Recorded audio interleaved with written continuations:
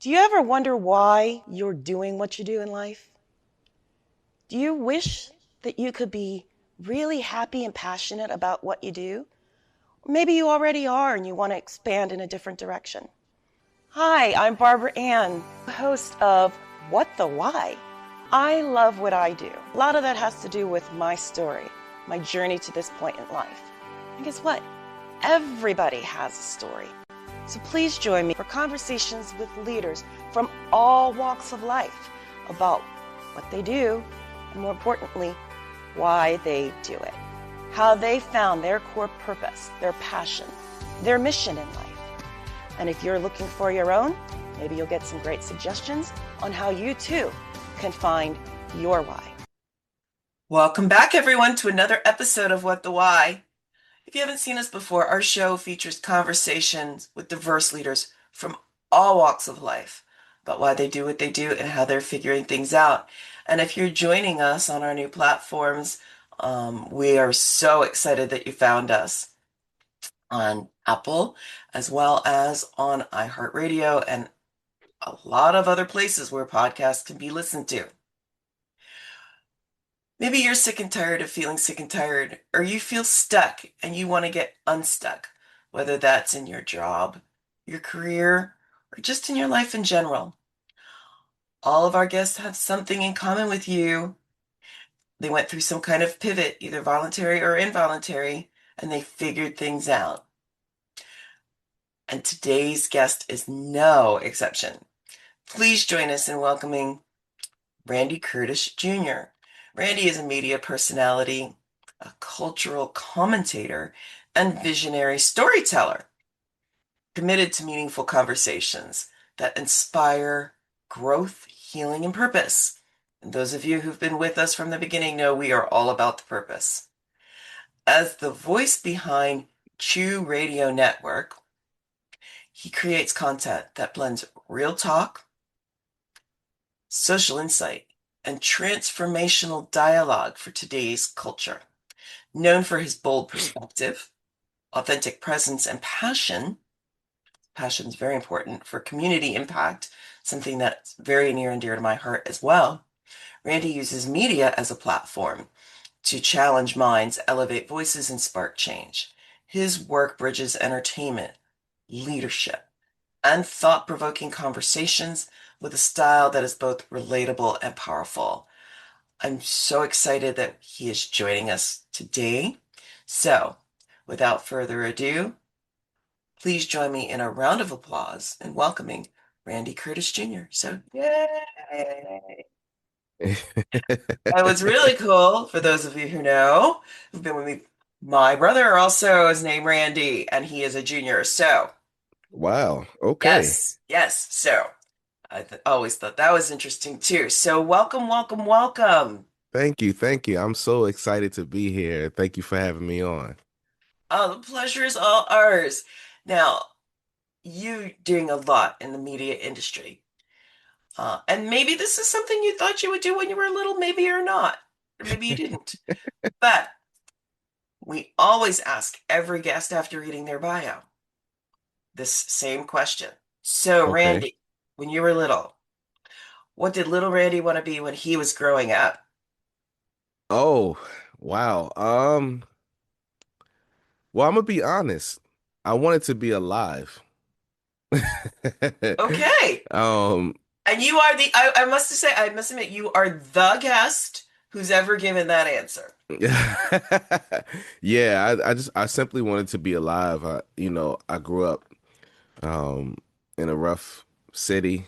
It was a lot of things going on and family dynamics was weird, and I just wanted to make sure that I lived to see 18, to be honest, 17, to be honest, 16, to be honest. So that was my thought, was like, man, if I could make it to be 16, 17, 18 years old.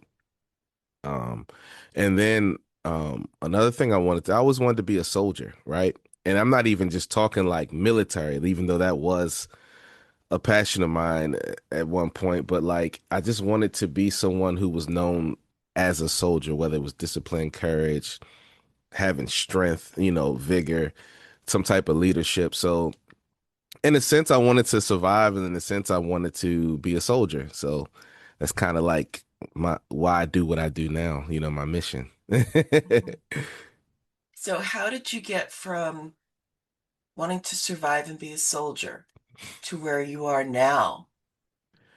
Oh wow, that is a loaded question. I would say God, failure, watching poor leadership, like people leading people the wrong way and Mhm. destroying something that was once beautiful and seeing them destroy it because of like bad decision making and ego. And then I studied history, philosophy, read a bunch of books, ancient texts, um, and just coming from a community and what we call the projects areas, the hood, if they call it, what I'm saying? So like, Yes, yeah, I know it well. I've spent most of my career working in it. Spent some yep, time, spent a lot of time hanging in it.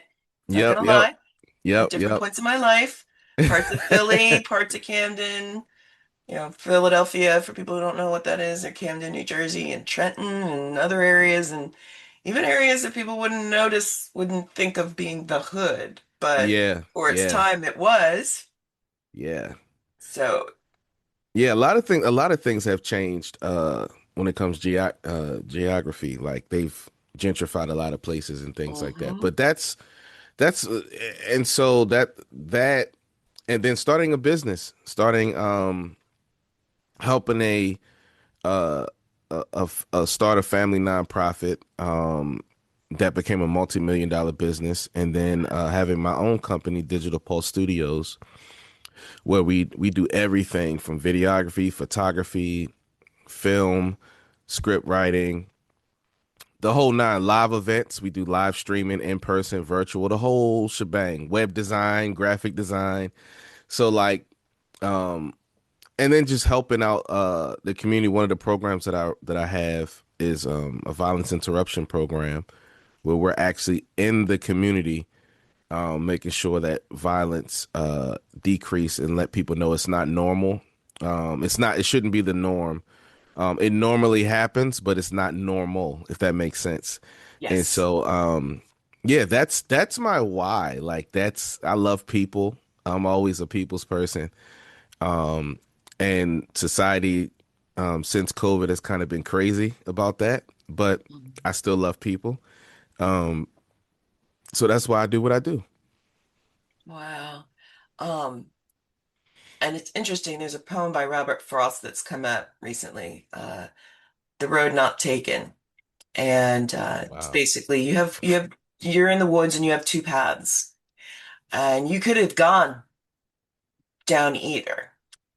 And a lot of people would argue that you took the road less traveled. Yeah. And that has made all the difference. Not just for you, but for the people that have benefited from what you have identified as your mission in life. But it was not easy. So No. where did you find the courage? I mean, there are so many people. I have family that have chosen one journey. I have family that at this moment are incarcerated. So how did you find the courage? Oh man. Okay. Honestly, just making the decision. Like so, um, fear was something I really couldn't afford growing up. Mm, yeah, no, yeah. Yeah, so it was just like once you make a decision, it is what it is. And like, not getting religious or anything, of course God played a role in it, but like I still had to choose. You know what I'm saying? I still had to make up my mind. And what one of the choices I made was when I decided to get myself together, I moved away the same night I decided to get myself together. I moved to the middle of the country. I moved to the Midwest. And so I'm from the East Coast. I'm from Maryland. So that same night that I was like, you know what, I need to get myself together, I just grabbed a bag of clothes and just left. And that's honestly the type of courage that some people just need. And people threw things at me, said I abandoned them and left them here, and all of that. But at the end of the day, if I would have got locked up for the rest of my life or would have got killed, then I would have abandoned you for real. So which Yeah. abandonment do you want? You know, do you want the abandonment, the feeling of abandonment, and I come back and I can actually help you become a better person, or you want me dead or locked up for the rest of my life? So, Hmm. some things you have to be selfish with, and you can't fix the world if you yourself is broken. You know, so I had to make sure I was good. I really want to put that is a very powerful. You cannot fix the world if you yourself is broken. And this comes up because people who are givers, people who want to save the world, oftentimes do so at the sacrifice of themselves.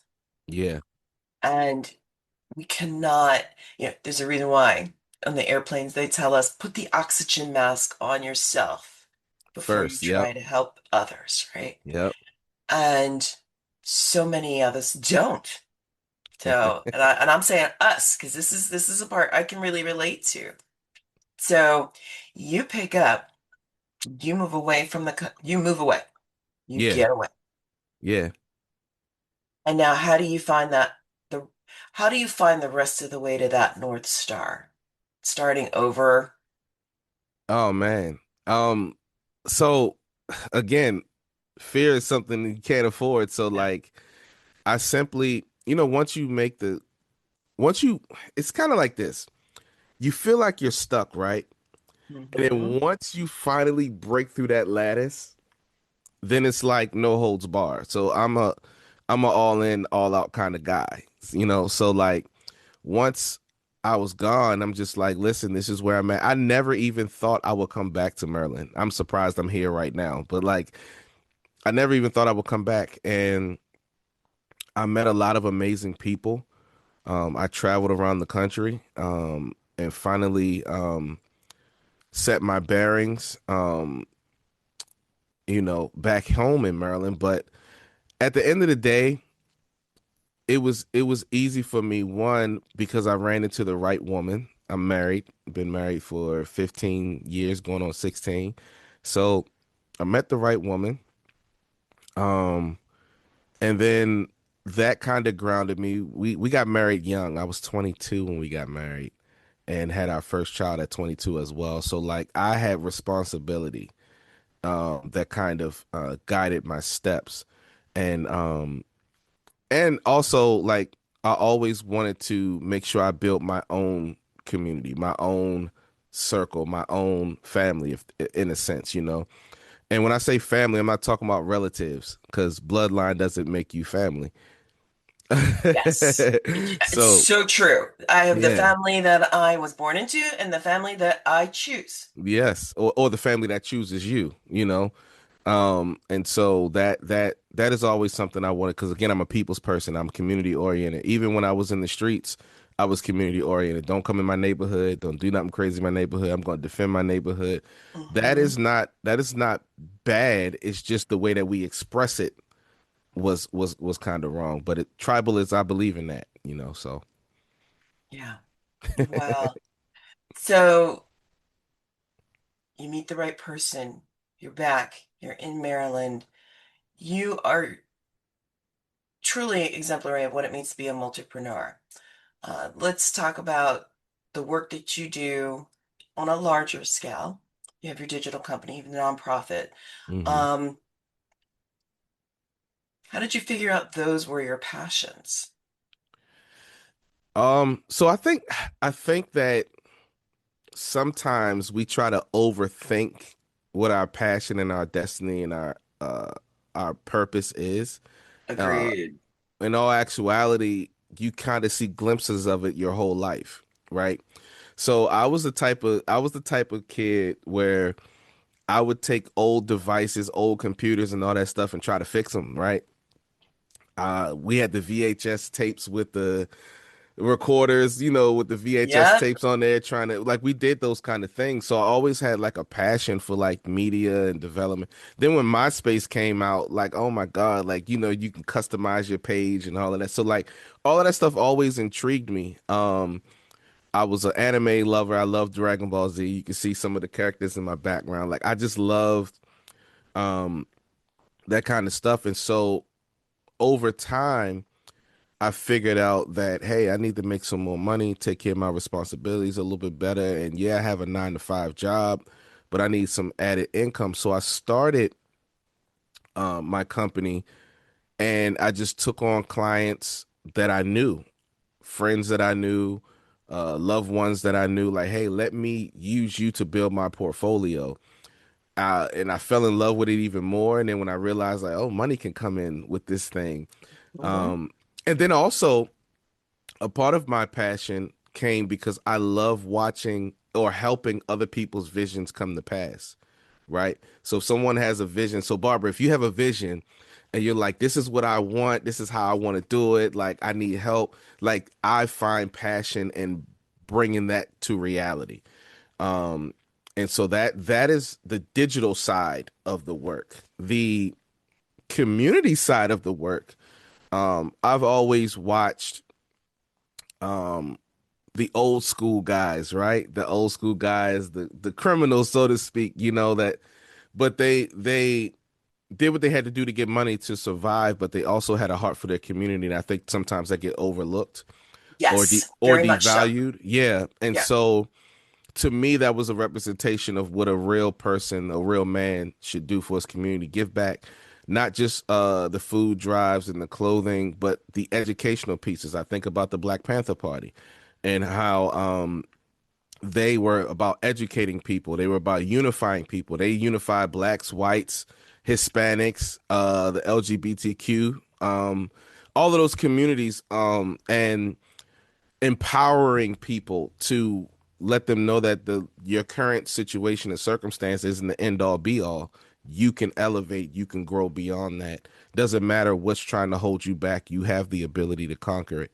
And so that is how I got into community based work, mentoring, and all of that. So yeah, that's the broad overview, the bird's eye view of why I got into and how I got into it. And you raised a couple of really important points. Leadership can come from anywhere.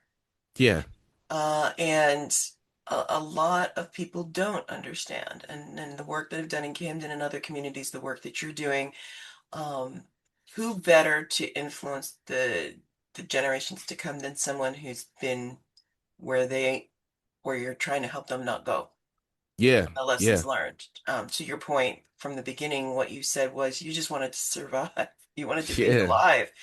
And a lot of people who've been there are the reason that so many other people are. Because you could literally call it survival of the fittest. yeah, yeah, And so, you have your company that does digital work. You have their nonprofit that does the work. And then, I imagine you get a lot of requests from people regarding one-on-one. yeah, So, what, if any, one-on-one coaching do you do to help people, you know, find that path forward for them? Because yeah, there are a lot of people out there who don't think it's possible. A lot of yeah. them are listening right now. They're like, he can do it, but I can't. Yeah, yeah. First, so the one-on-one coaching calls, right, is simple. We attack your mindset first. We cannot. It's kind of like you can't give a drug addict a bunch of money because they're going to waste it on something that's been destroying them anyway. So we have to get them addicted to something else, right? Mm, Because we're creatures of addiction. We have to be addicted to something.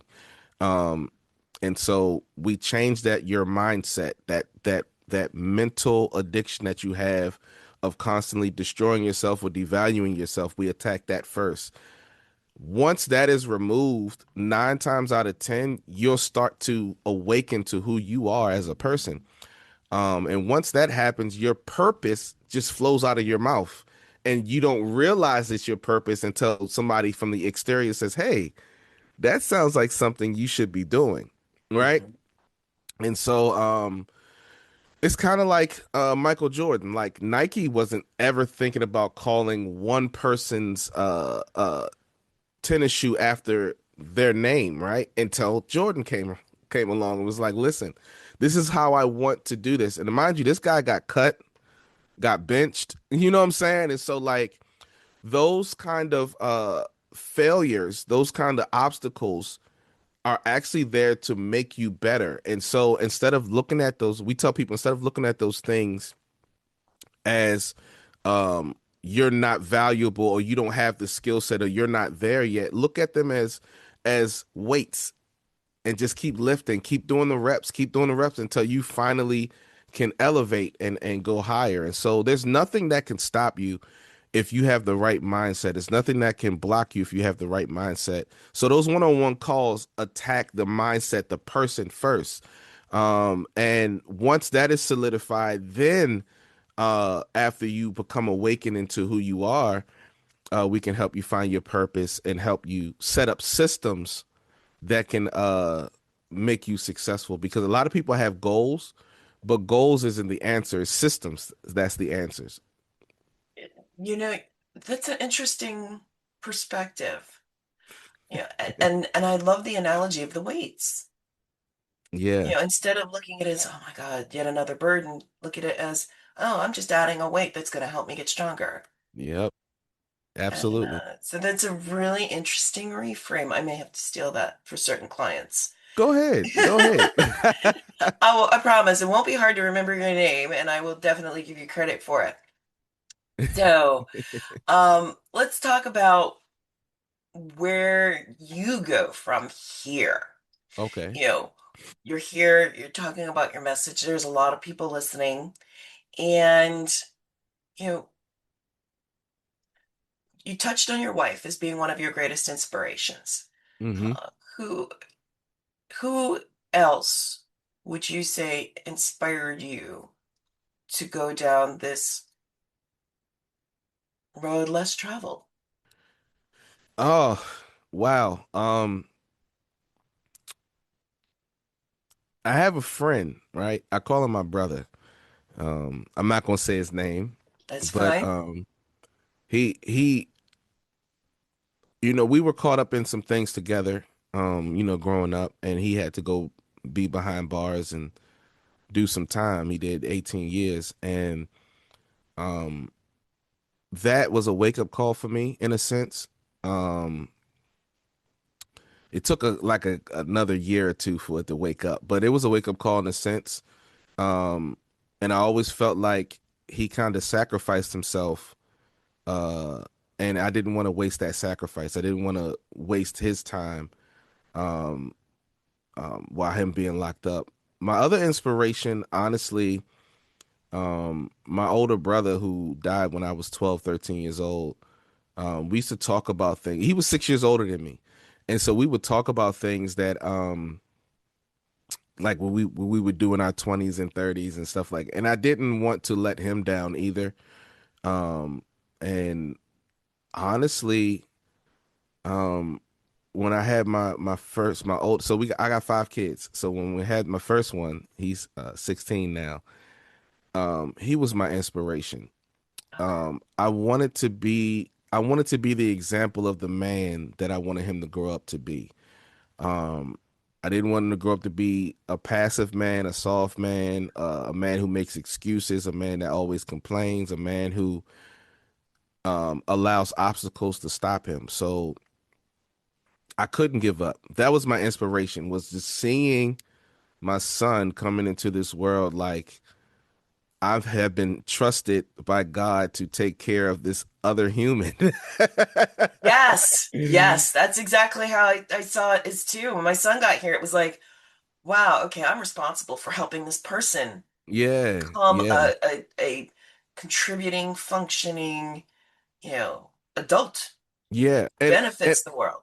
and it helped me. I think about it often like this: like he's my reboot.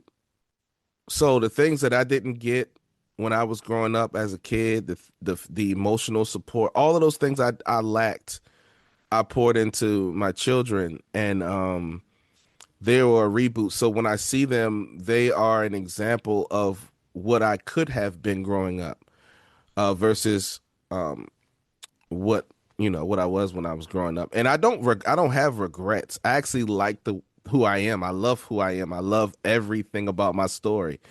But there's healing and doing good for others, right? And so a lot of when I said earlier about you can't fix the world if you're broken, that doesn't mean that you don't have chips or scars or wounds, but the scar is a representation or a symbol of you being healed from a past trauma, right?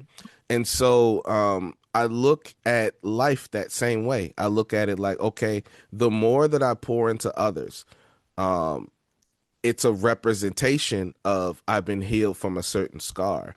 And so I let the scab do its thing. I let the scars heal, I let the wounds be seen, and I let people know I'm not perfect, you know? And I think we live in a society where everyone wants their image to be, I don't make mistakes, or I'm this great granddaughter. And it's like, that's Yes. so robotic. You're not an AI, you're not robot, you're not, you're going to make mistakes. The thing about it is accountability, ownership. And I tell my sons this. I have three boys and two girls. I tell my sons this all the time. I said, a part of my ego is an apology.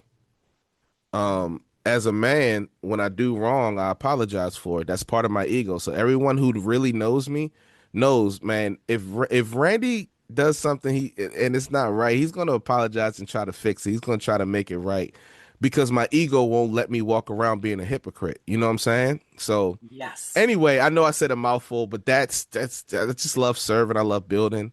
I love studying, and I refuse to ignore what's going on with the people around me and in my community. So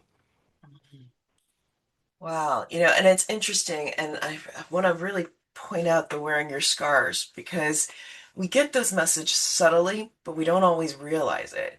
yeah, One of my favorite lines from the movie Cars is when Mater, the little truck, talks yeah, about why would I want to get rid of all my dents? These are my yeah. experiences. Each one of these is a memory that made me who I am. And as a martial artist, one of the things I love is in Japan. And when you said what you did, it made me think they would take pottery and they would repair it with gold. Wow.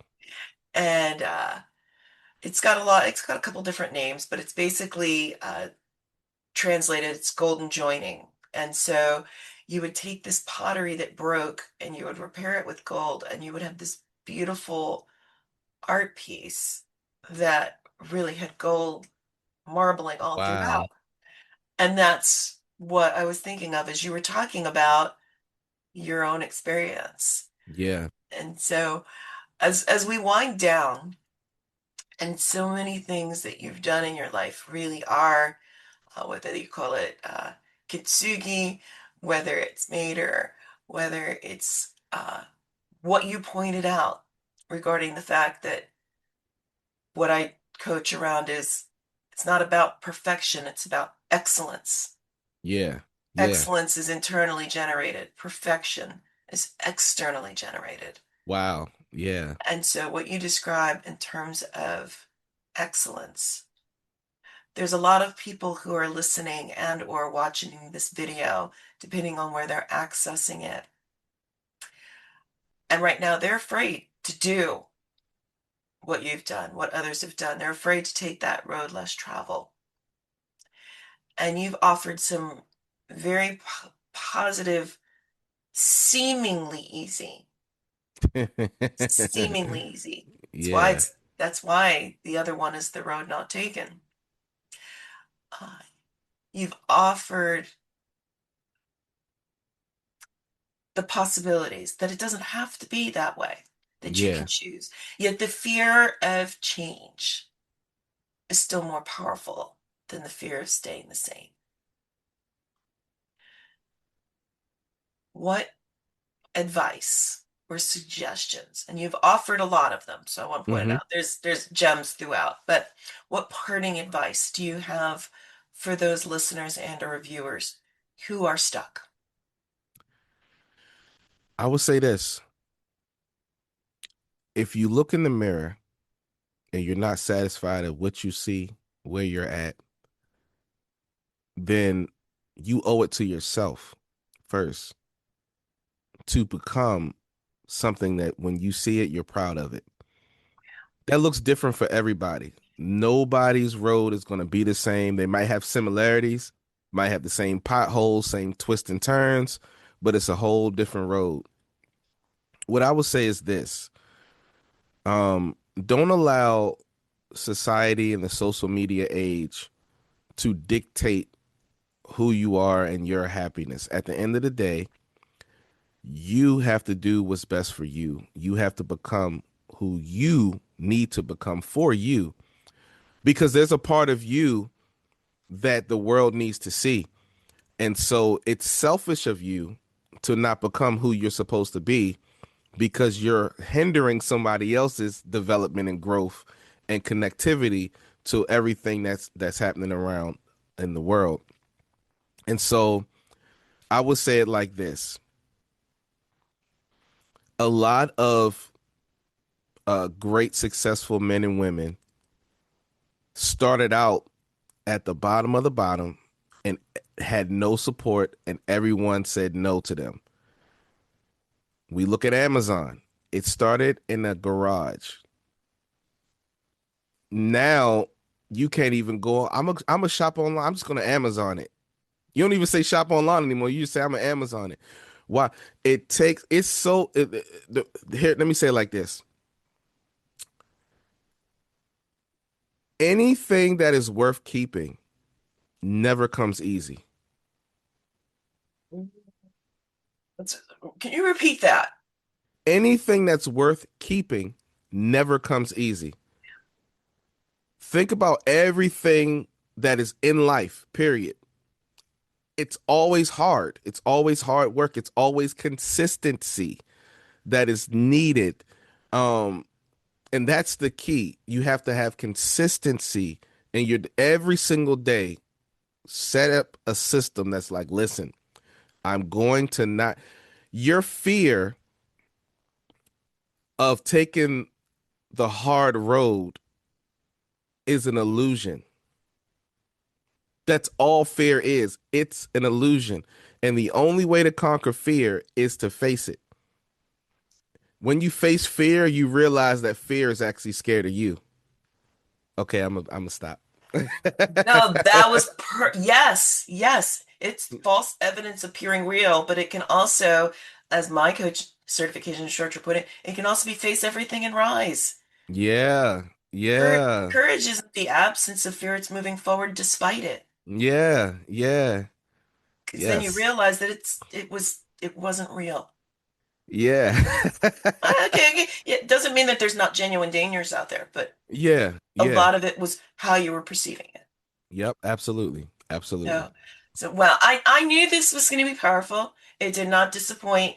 And for those who would like to reach Randy, his information is going to be available in the comments section and the episode information below wherever you're accessing the show. But for those who might be listening, you know, while they're working out or driving, or be safe if you're listening while driving, what's the what's the easiest way for people to reach you? Um, Go to my website, www.randycurtisjr.com. That's RandyCurtisJr.com. Go there. It has all my email, my social medias. It has everything on there to contact me. My podcast, all of the above. So go there and get a hold of me. I love to do some one-on-one coaching with people to help them grow and develop. Um, and if you need a community of people around the world, online community that can support and push and celebrate and promote you, come on through. Awesome. Awesome. Thank you so much for being with us today and being part of the thought leadership that we're trying to promote out there. We're really grateful that you joined us and shared your story and and and your solutions for those who really, really, really want and need to hear them. Yeah, yeah. So thank you.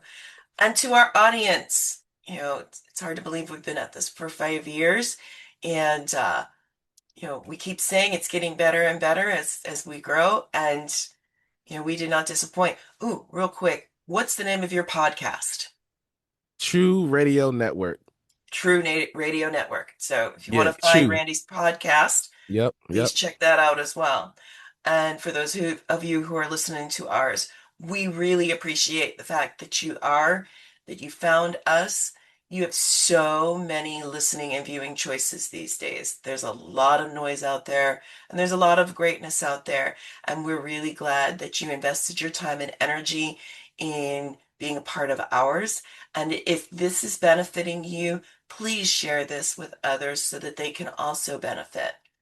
And always remember, whether you're looking to make changes in your life, no matter how big or small, tune in again for more illuminating, fascinating, and inspirational conversations with guests such as Randy, who overcame what some would say were seemingly insurmountable obstacles with a possibilities mindset to find their purpose and to live it.